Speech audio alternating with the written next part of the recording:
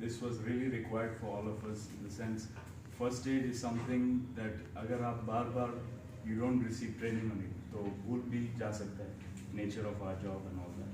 So I really like to appreciate the fact that we have organized this training, and first of all, very interactive session, nice game session we had in between.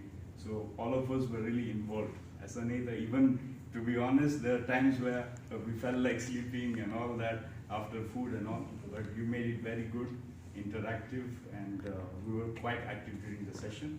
And whatever we learned today I hope everyone has benefited from it. And आगे जाके तो it will definitely help us in our emergency activities. Okay, how was the CPR session? Yeah, CPR session was also great. The videos that we saw, plus each of us got an opportunity to work on it. Okay. This thing. So really it is. And today's total practical sessions कैसे लगे आपको? Practicals?